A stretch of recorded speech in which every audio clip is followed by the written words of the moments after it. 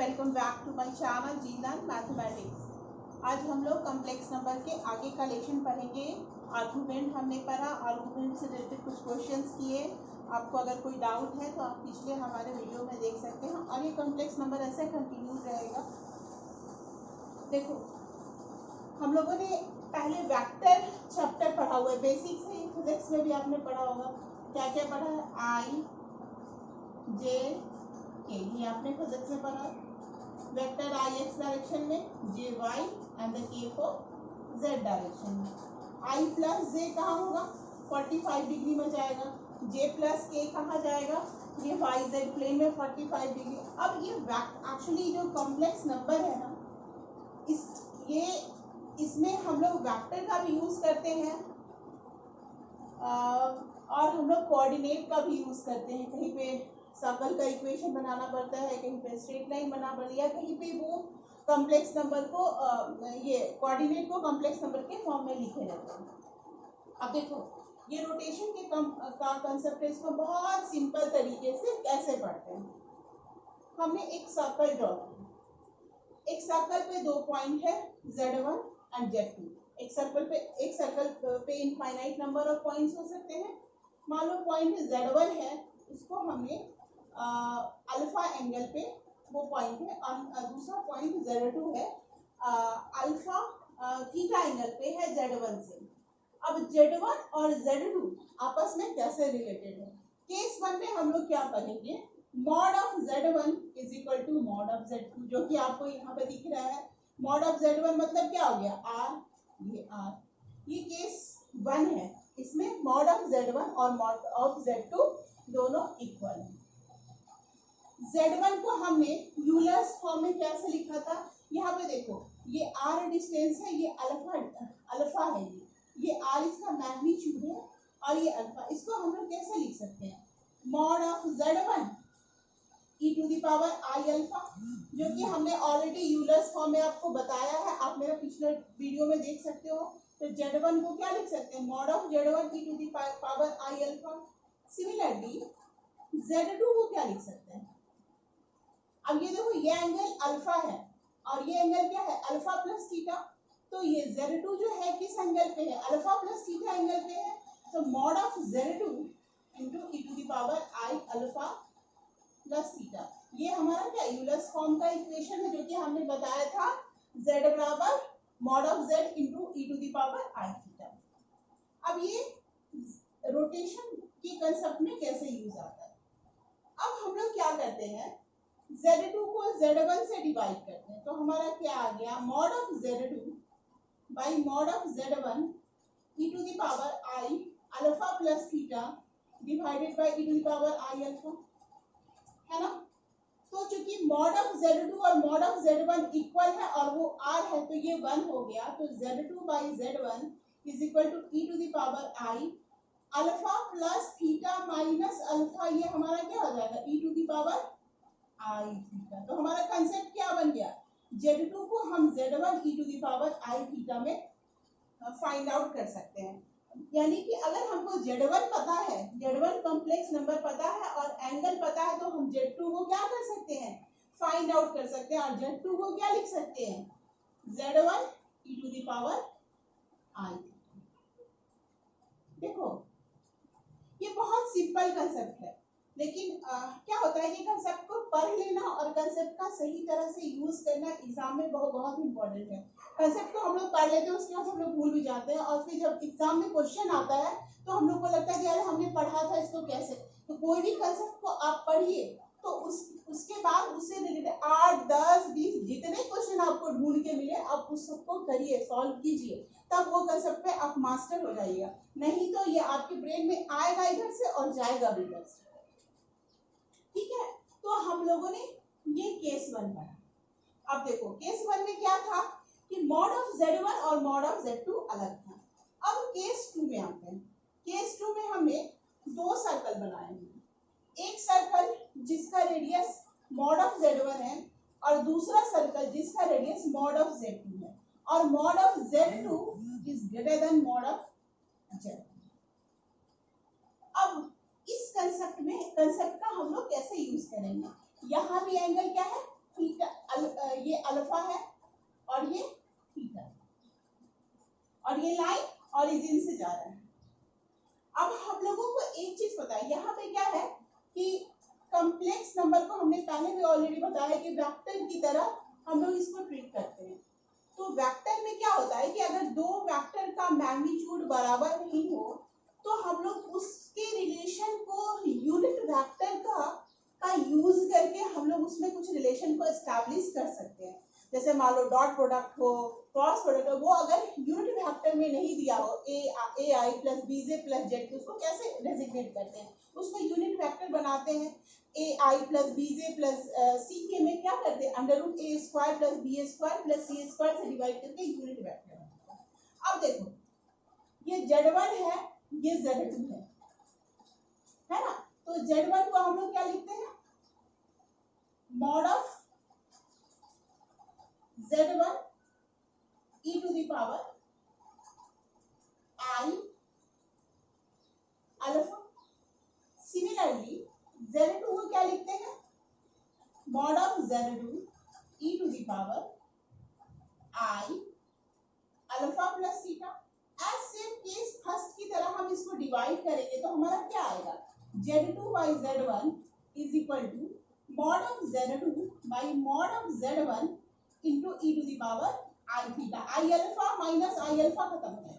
अब देखो mod of Z2 तो ये दूसरे सर्कल का रेडियस है, उसको हम लोग R2 by R1 भी लिख सकते हैं। R2 by R1 लिखो या इसके इस फॉर्म में भी लिख सकते हैं, Z2 by mod Z1 Z2 by mod Z2 is equal to Z1 by mod Z1 into e to the power I theta. अब देखो ये वेक्टर की तरह हो गया ना, Z2 by mod Z2 unit vector of Z2, Z1 by mod Z1 क्या हो गया, यूनिट वेक्टर ऑफ Z1। तो ये दोनों सेम है, यहाँ पे दोनों इक्वल था इसलिए मैंने इसको कट कर दिया था। दोनों एक ही सर्कल के रेडियस, दोनों का मॉड हमेशा इक्वल था, तो हमारा क्या आ गया था, Z2 बराबर Z1 e to the power I theta. यहाँ पे क्या आ गया, Z2 by mod Z2 Z1 by mod Z1 और e to the power I theta. अब हमारा है थर्ड कंडीशन। थर्ड कंडीशन हमारा क्या है, हम इसको मिटाते हैं।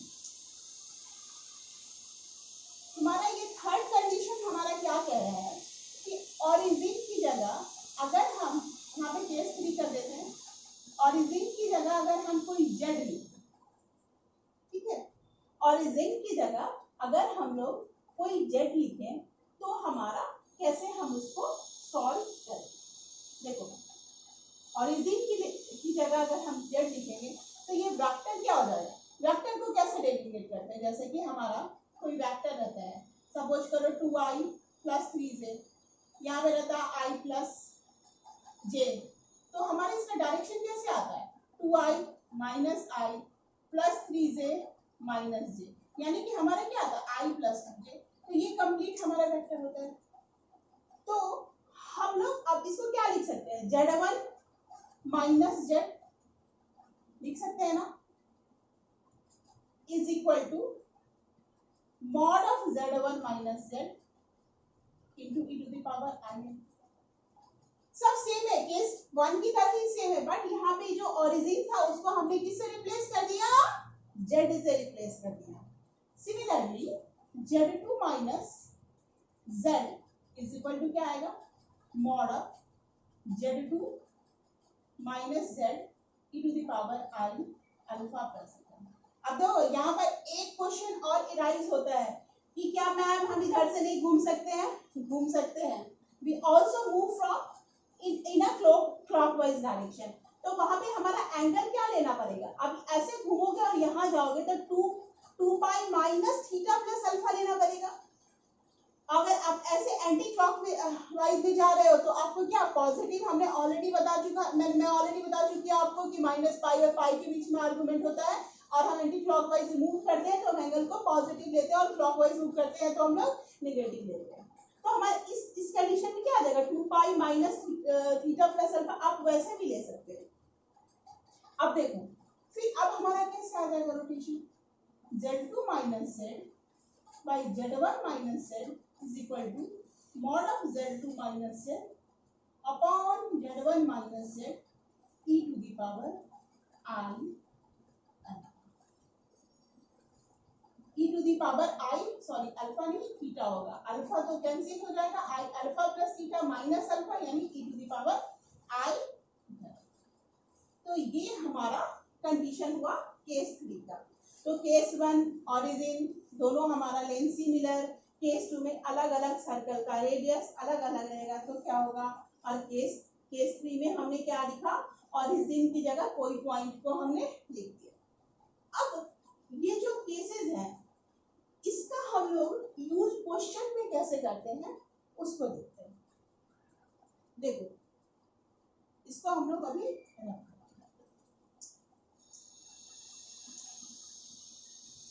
जिसको कुछ समझ में नहीं आया you can write in comment box. अब कमेंट बॉक्स में देखो, चैनल को सब्सक्राइब करो, एक एक चीज एक एक क्लैरिटी के साथ हम यहाँ आपको पूरा पढ़ा रहे हैं। अब देखिए हमारा एक क्वेश्चन है जो IIT जेईई में आया था। ए मैन, क्वेश्चन क्या है, ए मैन एक आदमी है, walks, a man walks a distance 3 unit, a distance 3 units towards, ऐसा कुछ है, मेरे को तो क्वेश्चन भी याद है, टुवर्ड्स नॉर्थ।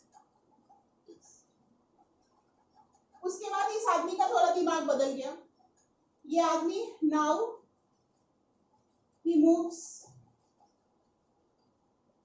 4 units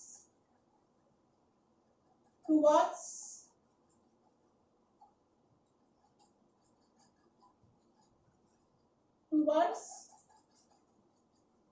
north.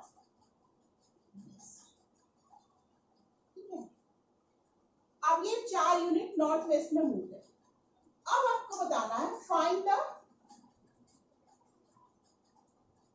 अब इसके बाद ये आदमी ने सोचा आराम से काटना है, find the final point of man in Argand plane. Question थोड़ा बहुत इधर होगा लेकिन यही है, कहना यही है, मेरे को पूरा याद है। ये man walks at distance 3 units, एक आदमी 3 यूनिट्स टुवर्ड्स नॉर्थ ईस्ट जाता है।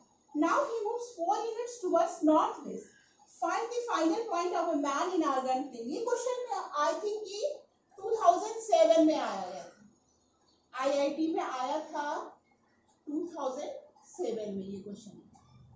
देखो इसका, इस क्वेश्चन का रोटेशन का हम फाइनेंस यूज करके कैसे करेंगे। हम लोग क्या करते हैं, हम लोग क्या करते हैं कि कोई एक, चलो यहाँ का ही कोई एक डायग्राम इसको रफ करके, ये एक आदमी है, ये हमारा क्या है, east west north south.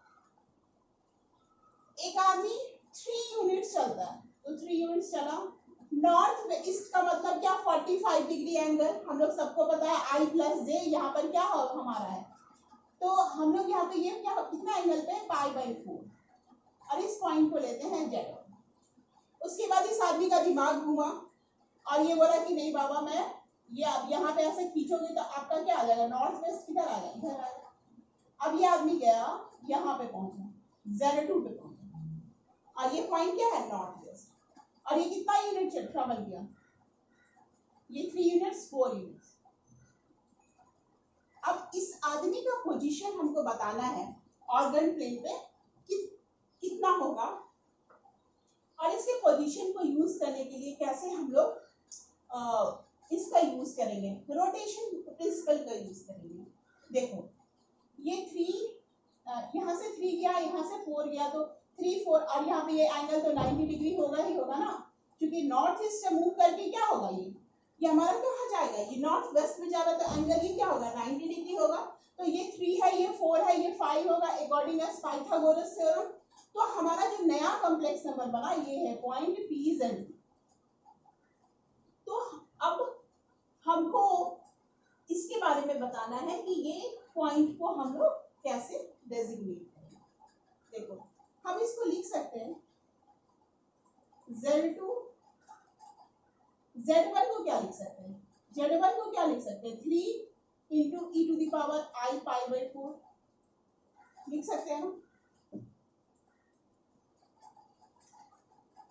Z2 by Z1, ठीक है। Z2 बाई Z1 को हम लोग क्या लिख सकते हैं, mod of Z2 by mod of Z1 into e to the power i। अब ये देखो यहां से ये Z2 है, Z1 है और ये Z2 है, इसके बीच का कुछ एंगल होगा, है ना। हम भी अभी ऐसे ही पढ़े थे ना, इसके ये Z1 है ये Z2 है, बीच का एंगल है, तो उसको हमने क्या लिखा था e to the power i, ठीक है, e to the power i थीटा हमने लिखा था। अब Z2 बाई Z1, Z2 को हम लोग क्या लिख सकते हैं, Z2 को हम लोग वैसे ही रहने देते हैं। Z1 हमारा क्या है, Z1 तो ये पॉइंट है, इसको हम लोग लिख सकते हैं ना, ये 3 है तो 3 cos pi by 4 plus i sin pi by 4 और इसमें हम लोग 3 का यूज करते हैं, तो हम लोग क्या लिख सकते हैं, मॉड ऑफ Z2 पता है, what is mod of Z2, mod of Z2 हमको क्या पता है 5, मॉड ऑफ Z1 क्या पता है 3, लिख दिया 5 by 3 e to the power i theta को हम लोग लिख सकते हैं। अब देखो हमने Z1 से डिवाइड किया था, Z1 का क्या था e to the power i, ये एंगल थीटा है, तो इसको क्या लिखेंगे theta plus pi by 4, angle इसका नीचे से। सिमिलरली ये इससे हमने इसको डिवाइड किया, तो इसको क्या लिखेंगे e to the power i into pi by 4, ठीक है। तो हम लोग क्या Z1 को क्या लिखेंगे 3 into e to the power i pi by 4, तो Z2 बाई Z1 क्या हो गया Z2 by mod Z1, Z1 by mod Z1, ये एंगल आ गया, यानी फाइनली हमारा ये एंगल आएगा ऐसा e टू द पावर ये पाई बाई 4, तो हम Z2 को लिख सकते हैं। मॉड ऑफ Z2 को क्या लिखेंगे हम, मॉड ऑफ Z2 को हमारा ये मॉड ऑफ Z2 को 5 लिखा, इसको 3 लिखेंगे, Z1 को हम लोग फिर से लिख देंगे 3 e to the power i pi by 4, ठीक है। और नीचे भी है हमारा e to the power i pi by 4 और यहाँ पर है e to the power i theta plus pi by 4। तो हमारा ये 3 से 3 कैंसिल आउट हो जाएगा, है ना, 3 से 3 कैंसिल आउट हो जाएगा। हमारा Z2 क्या होगा, Z2 हमारा क्या आएगा, और इज इक्वल टू 5, यहाँ पे दिख नहीं रहा है,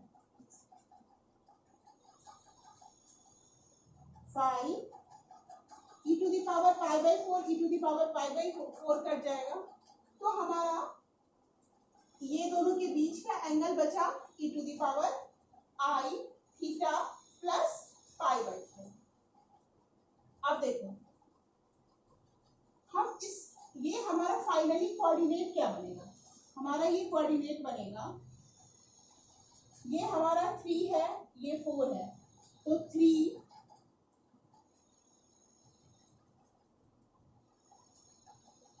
प्लस 4i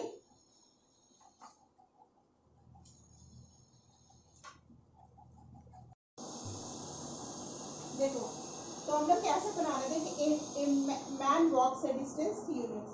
अब देखो हमने इसका डायग्राम ऑलरेडी बनाया कि ये 3 यूनिट्स इधर मूव करता है और ये 4 यूनिट्स हमारा नॉर्थ वेस्ट, ये एंगल 90 डिग्री हुआ और 3 बाई 5। तो हम Z2 को क्या लिख सकते हैं, mod of Z2 e to the power i, ये दोनों एंगल मिला के क्या हो जाएगा पाई बाई 4 प्लस थीटा लिख सकते हैं ना। सिमिलरली z1 को क्या लिख सकते हैं, mod of z1 e to the power i pi by 4 लिख सकते हैं।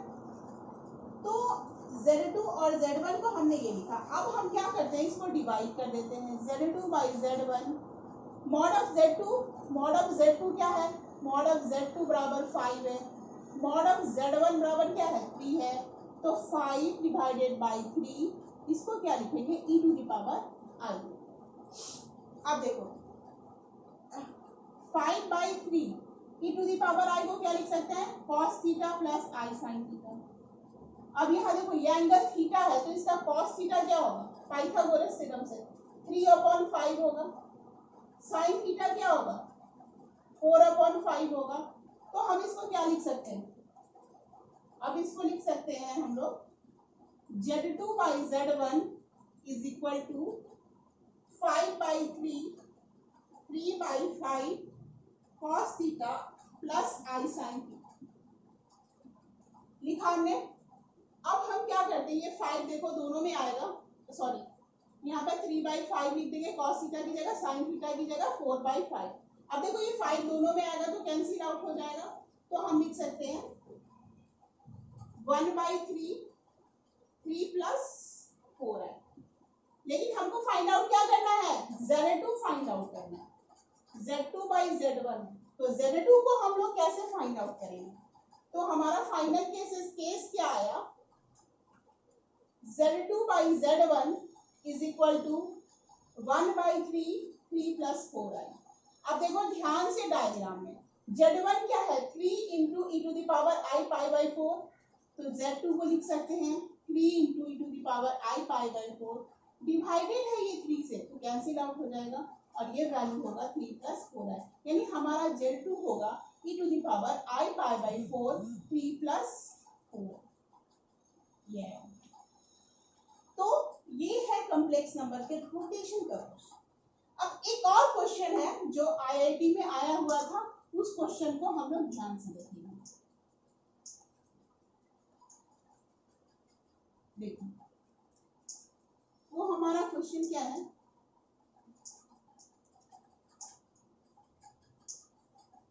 वो हमारा क्वेश्चन क्या है,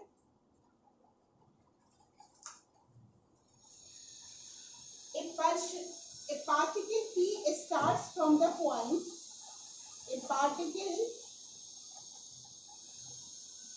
P starts from the point z0 1 plus 2i से स्टार्ट करते हैं। It moves horizontally from origin, it moves horizontally from origin से ये कितना मूव करता है 5 यूनिट्स। कैसे मूव करता है horizontally, उसके बाद and vertically away from the origin by 3 units. Vertically कितना मूव करता है 3 यूनिट्स। फिर क्या है, to reach a point z1 from z1 particle moves to reach z1 from z1 particle moves from z1 particle moves, z1 से कहाँ move करता है ये पार्टिकल, √2 यूनिट्स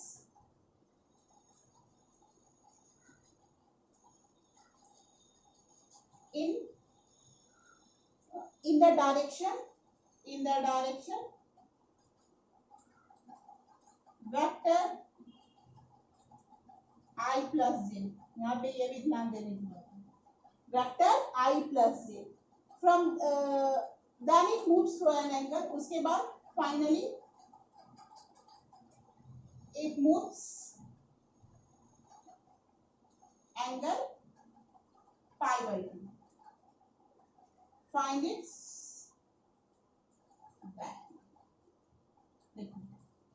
हम लोगों ने इससे पहले ये क्वेश्चन किया, उसके बाद हमारा ये भी IIT का आया हुआ है, ये आई थिंक 2008 का क्वेश्चन है और बहुत खूबसूरत क्वेश्चन है ये हमारा रोटेशन के बेस पे है। ए particle P starts from the point Z0 1 plus 2i, it moves horizontally from origin 5 units। अब देखो ये कोई भी यहाँ से यहाँ गया कोई पॉइंट्स, अब ये 5 यूनिट्स हॉरिजॉन्टली मूव किया, तो हॉरिजॉन्टल ये जो हमारा Z0 है ये क्या है, ये 1 plus 2 है। ये हॉरिजॉन्टल मतलब x वाला और वर्टिकल मतलब क्या हो जाएगा y वाला। तो x वाला जो वैल्यू है वो कितना यूनिट बढ़ जाएगा, 1 plus 3 plus 2i, यानी कितना यूनिट बढ़ जाएगा, ये 3 plus 1 4 plus 2i होगा। Got it. उसके बाद क्या कह रहा है कि वर्टिकली 3 यूनिट्स। अब चलो ऊपर चलते हैं, वर्टिकली चलते हैं। वर्टिकली 5 यूनिट्स हमको इसको बनाना है, तो 5 plus 4 5 plus 4 हमारा ये होगा वर्टिकली 5 यूनिट्स वर्टिकली।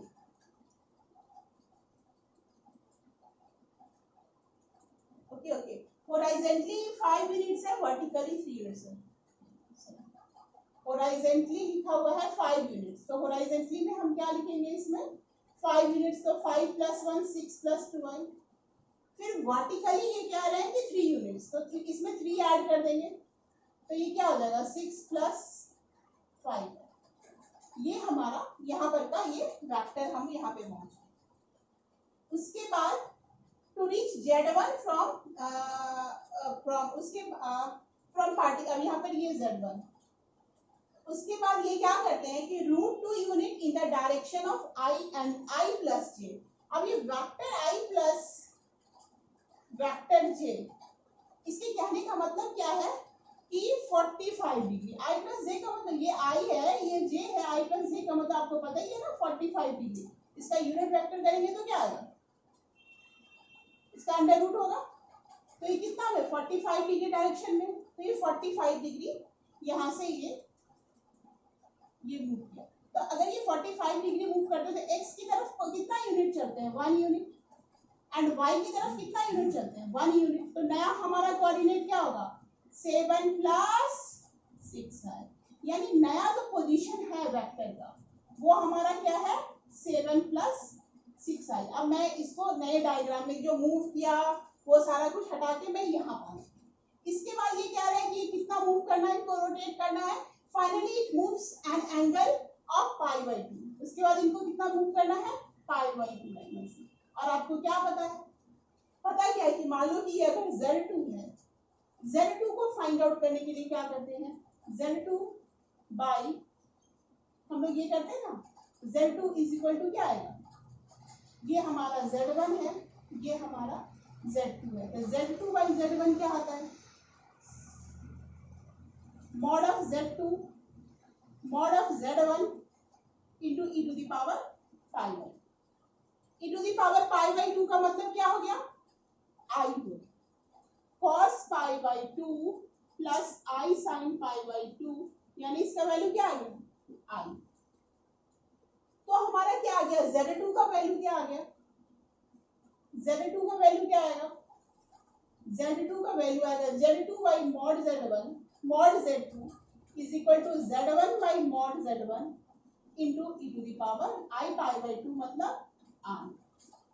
यानी कि 7 plus 6i, हमको तो इसी फॉर्म में यूनिट फैक्टर के टर्म में निकाला, तो 7 plus 6i को अगर हम I से मल्टीप्लाई कर दें तो इसका वैल्यू आ जाएगा हमारा 7 plus 6i क्रॉस I, यानी 7i plus 6i स्क्वायर, यानी हमारा क्या आया 7i minus 6, यानी -6 plus 7i हमारा आंसर जाएगा।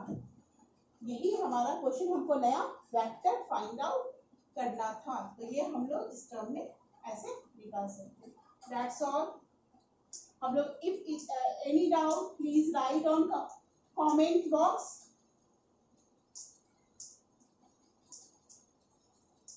and also subscribe my channel. Thank you.